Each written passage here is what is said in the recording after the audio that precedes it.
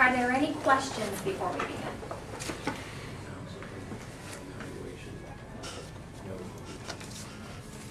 The evaluation note segment, in which Carolina mentioned we might have you step outside for the 5 minutes, we will actually be having that here within the room.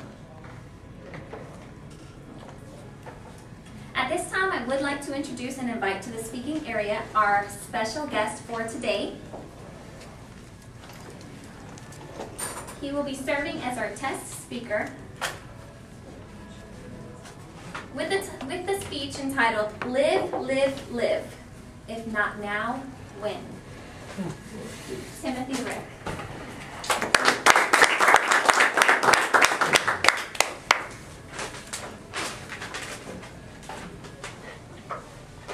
Live, live, live. If not now, when? Most people go to the grave not regretting what they did, but what they didn't do. You realize that? That is so true. So the question is, when are you going to start living your dreams? When are you going to start those little paths that become big dreams? They can. I'm going to prove it to you.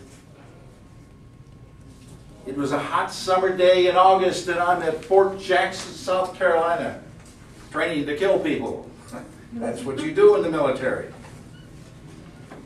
Hot, hot, hot, full fatigues, heavy boots, and 150 pounds on your back. Oh, then there's a little thing with the rifle. So it's very difficult to go through this circumstance.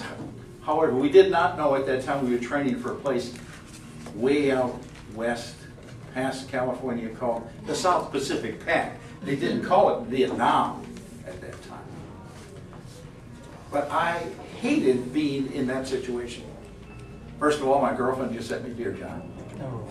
They'd given me penicillin when I was allergic to it. So I hated it. So every day the pain of where the penicillin would get caught up at an angle somewhere in your body, the pain would be there and then it would move here. Now you go to the first sergeant and say, it hurts here today. It hurts here today. And I tell you what, he is not on your side. He thinks that you're really pulling some stuff.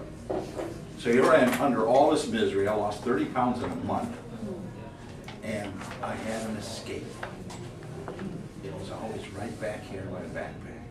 And they'd say, take 10, expect 5, get 2, be done in 1. Any vets in here? You're familiar with that term, right?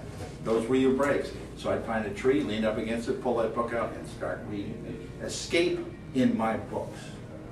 And the one book that changed my life was about an American hero. His name is Eddie Rickenbacker. Has anybody ever heard of him? Well, if you haven't, you'll be informed.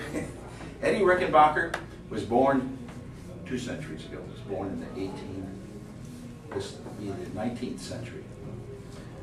He had discovered a new thing as a teenager called the automobile. And he raced everywhere he could. And then he became a car salesman at that time. And then came World War I. And he was drafted into World War I.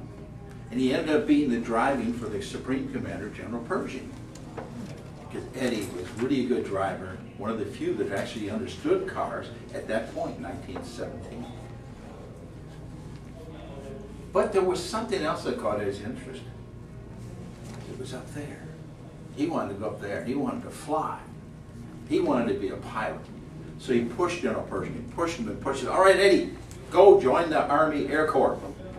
So he did, and he ends up flying what they call a Sopwith Camel. Does anybody know what it is? You remember Snoopy in that plane, you know? that was Snoopy. Now Snoopy was one of the characters I've happened to play in my life, along with the Easter Bunny, Santa, Winnie the Pooh, and Elvis. So those are some of the characters you can adjust yourself to in life.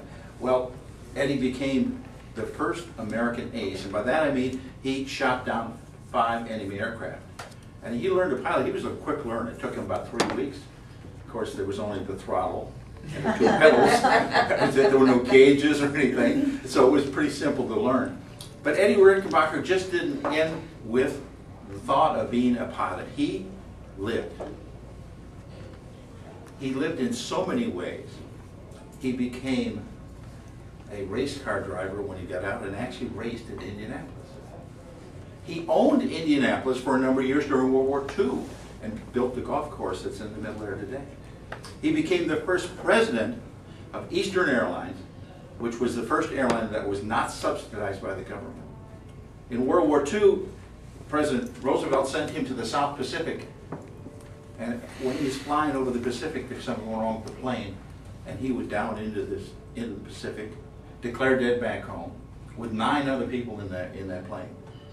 But they didn't die. They were in a raft for 6 weeks, and they survived. Well, 7 of them survived, including Eddie. And the reason they all said they survived is because Eddie kept their spirits up. He kept them going, and they credited with that. But now he didn't stop there. You've seen the hand cranks they use on these things? Eddie Rickenbacker came up with the idea. We need that. The dye in the water, he came up with it. The Mae West with the bright colors, Eddie. All of the stuff he realized was needed because here they are, this dot in this massive ocean trying to be found. So you can see how difficult that would be to find them. Well, I took those examples from Eddie and I realized, you know, I didn't have to go home to just one job, one career, one wife. And I went on an adventure. I'd been with Sears for many years. But I studied architecture, built my own. I built 2 homes at a factory. I became a gemologist, a graphologist, a jeweler, handwriting analysis, and many other things through my life because I decided as a path to follow. And I didn't even have Google. Google came later where now, oh my God, do you know what's in front of you? What do you want to know? It's there. So if you take these steps of deciding where you want to go, or even the slightest hint, follow that. There isn't another shot, you know. At least I don't know of anybody. Anybody know? Is there another shot after this one? We don't know. So take this time. Live your life as much as you can, as possibly as you can. And enjoy the journey, because that's what it's about. It's not about waiting for what comes tomorrow. It's what's going on today. See, it's not that you have a dream. It's that the dream has you.